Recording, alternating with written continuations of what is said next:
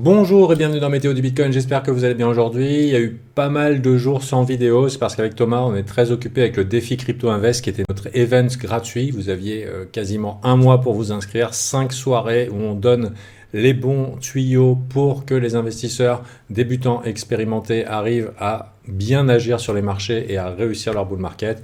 Donc si vous êtes en train de participer, éventuellement ça peut être sympa de mettre en commentaire comment vous sentez ces 2 premières journées. Personnellement, je passe un très bon moment, j'aime beaucoup ce qu'on est en train de faire avec les gens qui sont venus. On est actuellement 600 inscrits. Si vous n'avez pas pu parvenir, c'est pas grave, il y aura probablement d'autres défis Crypto Invest. En attendant, ceux qui sont là, merci d'être là. Je suis très content de vous avoir en ma compagnie. On a encore 3 jours super sympas pour vous gâter. Donc, entre-temps, hier, on a vu, il y a eu une journée bien rouge qui a secoué un petit peu le marché, même pas mal, et qui a secoué le sentiment. Donc, personnellement, je pense que c'est un dip qui peut être acheté. En tout cas, en ce qui me concerne, c'est un dip que j'achète. Et pareil sur les altcoins. Pourquoi? Parce que si on est en bull market, tous les dips échouent. Bien sûr, on peut faire des dips qui sont plus compliqués que ça, on peut aller plus bas. Mais on pourrait considérer qu'on a eu des indicateurs hier, que le sentiment a été bien impacté. Donc le sentiment, c'est quelque chose d'important. Quand je dis bien impacté, ça veut dire qu'on a eu du désespoir, de la dépression et aussi une manifestation dans les market metrics, order flow, open interest que le marché a bien nettoyé. Je vais voir si je peux vous lancer quelque chose qui peut nous aider à voir ça de manière factuelle. Donc par exemple, ne serait-ce que dans les fooding rates, on a nettoyé quasiment tout ce qui était à levier avec des fooding rates qui ont été reset et même dans la journée d'hier, carrément des gens qui sont mis à shorter. On avait des resets qui étaient parfois négatifs et on n'a pas vu ça depuis extrêmement longtemps. Donc on peut penser que d'un point de vue de sentiment, il y a eu une grosse frayeur hier. Et comme je dis souvent, l'important c'est pas ce qu'on pourrait gagner mais c'est ce qu'on garde, et hier il y en a qui ont expérimenté le fait qu'ils n'étaient pas si ok avec de la volatilité dans les cryptos.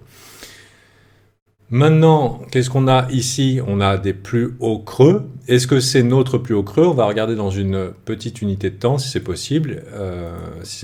En attendant, ici, à partir du moment où on a des supports et des résistances qui sont clairs, on est dans une phase qu'on appelle consolidation. Consolidation, ça veut dire qu'on veut acheter dans la partie basse du range et on veut éventuellement vendre ou pourquoi pas laisser courir parce qu'on a une grosse jambe haussière derrière nous. En général, les consolidations après une grosse jambe haussière se terminent par une continuation. Donc, c'est pas déconnant de chercher à prendre des positions sur Bitcoin en bas de range ou à proximité du bas de range, surtout quand les indications nous montrent que le marché a eu peur. Maintenant, ce qui peut se passer, puisqu'il peut toujours se passer quelque chose, même si mon biais est qu'on est toujours en bull market jusqu'à preuve du contraire, et dans ce cas-là, maintenant qu'il y a eu une bonne frayeur, que les slips ont été bien remplis, qu'il y a quelques culottes, c'est à ça qu'on repère une bonne opportunité d'achat, et on va éventuellement repartir à la hausse, et je dirais qu'il n'y a pas grand-chose à voir pour invalider l'idée. On a des niveaux clairs qui invalident l'idée que c'était pas forcément une bonne idée.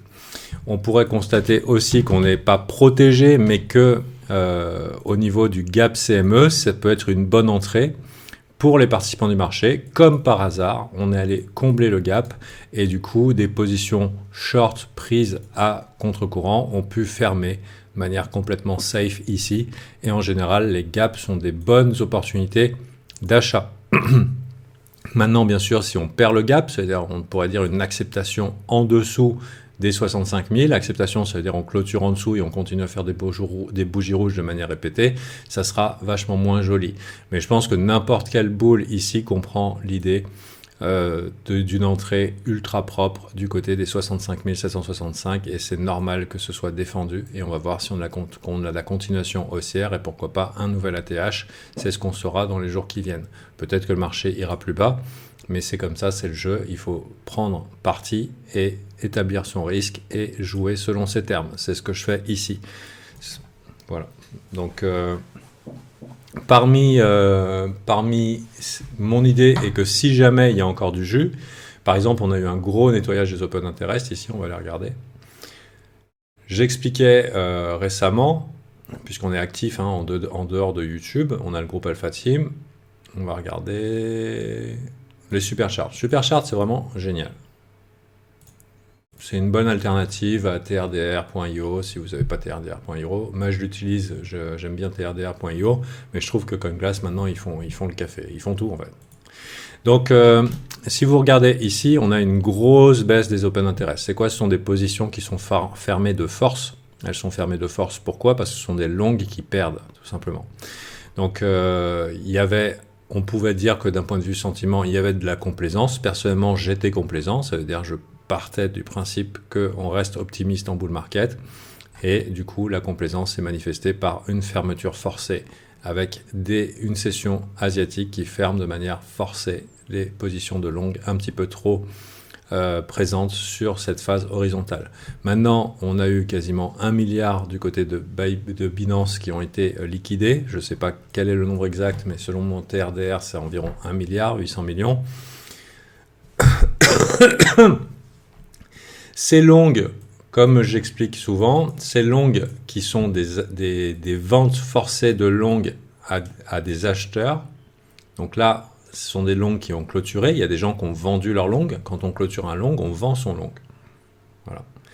Donc, il y a des gens qui ont pu clôturer leur short.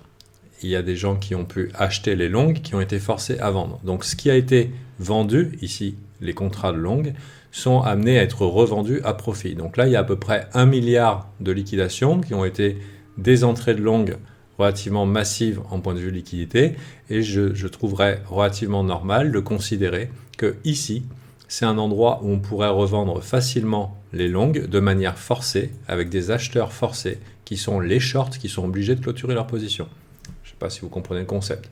Quand on clôture de force une position longue, on vend nos longues à quelqu'un qui les achète, la contrepartie, un market maker, des gros poissons, qui se retrouvent du coup avec un gros volume de longues, qui veulent vendre à profit, et pour pouvoir le faire facilement, il faut les vendre à des gens qui sont obligés de les acheter. Et quoi de mieux que des stops, des liquidations de shorts, alors qu'on a encore pas mal de charges au niveau des open interest. Les open interest, c'est pas toujours que des longs ou que des shorts, c'est un petit peu les deux. On peut supposer, avec ce gros dip qui a surpris beaucoup de gens, que les longs ont fermé. Allons fermer les shorts pour voir du côté de cette prise de liquidité, de cette pool de liquidité, où les stops évidents semblent nous attendre. On pourrait regarder, par exemple, si vous êtes habitué, j'utilise pas cet outil-là, mais par exemple, si vous regardez une heatmap de liquidation, c'est pas déconnant après avoir fait le job de nettoyage par le bas. On va regarder sur 3 jours. Le job de nettoyage par le bas, si on pouvait faire le job de nettoyage par le haut. On va regarder peut-être une semaine alors, parce que c'est pas assez clair. Voilà, donc ici, clac, clac, clac, liquidation de longue, fermeture forcée. Ce qui a été acheté dans cette zone pourrait être revendu, elle pourrait être revendue ici. Maintenant, si on est quand même honnête et qu'on ne se voile pas la face, il est encore possible qu'il y ait des acheteurs de dip et que le dip ne soit pas terminé. Il est possible qu'on fasse un ping-pong ici entre 67 000 et 64 000. Comme je vous dis, le but ici n'est pas de prévoir le futur, mais de faire un play où on va prendre un risque et on va jouer selon ce risque. Personnellement, je considère que c'est pas mal pour considérer qu'on est dans un bull market, que c'est un dip significatif et que c'est un dip qui peut intéresser. Voilà, donc ça c'est la météo du Bitcoin aujourd'hui. Le but n'est pas de prédire l'avenir, mais en tout cas, il n'y a pas a priori de raison de lever les bras en l'air en ce moment, jusqu'à preuve du contraire. On pourrait même se faire une frayeur, puisqu'il y a aussi d'autres endroits où il y a des stops qui sont accumulés, mais encore faut-il que le marché y aille. Donc si le marché y va, évidemment, d'un point de vue de ceux qui font de l'analyse technique, par exemple chartiste, ils verront un M-top particulièrement dessiné, et effectivement, ça changera un petit peu la donne. Pour l'instant, vous voyez ici, il y a un W-bottom, plus haut creux, plus haut creux ici, plus haut sommet ici. On attend de voir si notre consolidation se manifeste avec quelque chose un petit peu comme ça, où on commence à faire pression au niveau des résistances. Pour regarder vite fait la Bitcoin dominance, pour voir les altcoins dans tout ça, est-ce qu'ils peuvent bien s'en sortir? Je pense qu'ils peuvent bien s'en sortir, même si pour l'instant BTC est en mode range, il ne sait pas trop la direction, et que même si BTC, par exemple, envoie un gros coup de pression à la hausse et nous monte dans les 75 000, 80 000 sur un short squeeze qui peut nous attendre ici, ça pourrait faire une petite baisse, Mais il ne faut pas oublier qu'une fois que la volatilité s'éteint sur le BTC, on a beaucoup d'altcoins qui ont des forts supply, donc énormément de tokens, et il suffit qu'il y ait un altcoin avec 1 milliard de tokens ou plusieurs altcoins comme ça qui se mettent à s'emballer et à faire des multiples, et du coup ça impacte beaucoup la dominance BTC. Donc pour l'instant, la tendance dominance BTC, c'est BTC qui gagne, mais c'est pas déconnant de voir à un moment les alts se réveiller. C'est pas garanti non plus, mais mon idée est que si on fait un nouvel ATH, on aura all-time high, ce qui n'est pas garanti du tout, hein. On peut très bien faire plus mal que ça. Comme je vous dis, je joue selon mes termes, mais je ne prévois pas le futur. Et donc je pars du principe, on est dans un bull market, les dips sont faits pour acheter, voyons voir. Et si jamais on fait un nouvel ATH, qu'est-ce qui se passe? On a tous les médias qui vont en parler parce que c'est l'occasion de surfer sur une usine à clics et du coup ça va appeler plus de public et le public va faire quoi? Il va acheter du Bitcoin à 74 000 en se disant « Waouh, si ça fait 100 000, je vais gagner 25 balles sur mes 100 balles investies » ou alors il va acheter des altcoins qui ont un potentiel de croissance beaucoup plus élevé, pourquoi pas des multiples, et en général c'est comme ça que ça se passe. Donc laissons les institutions porter le Bitcoin dans un environnement favorable par rapport aux cryptos, et laissons le public venir pomper nos bagues quand ils auront suffisamment d'appels des médias pour leur dire ok, les cryptos, peut-être qu'il faudra que je mette ma bille dedans parce qu'ils vont acheter probablement des shitcoins. Donc c'est peut-être pas déconnant d'avoir un bon équilibre entre BTC qui est moins volatile et pour vous protéger en cas de crash, et d'avoir des altcoins, donc les altcoins de vos choix. Moi j'ai les miens, vous avez les autres, vous vous démerdez.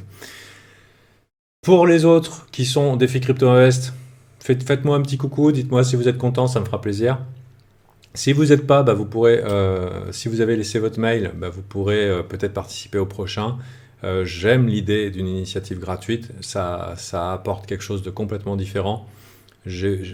Finalement, j'ai vécu ce que je vis depuis mardi, c'est la possibilité de partager ma passion d'une manière tout à fait différente que ce que le public attend. Le public attend ici, c'est des prévisions de marché, et ce que j'initie les gens, c'est la réalité de l'investissement et du trading. Et du coup, c'est tout à fait incroyable parce que ça permet de parler à des gens qui n'auront aucune chance de voir peut-être un jour le contenu avec Fatim, de la réalité de ce que c'est que l'investissement et le trading professionnel.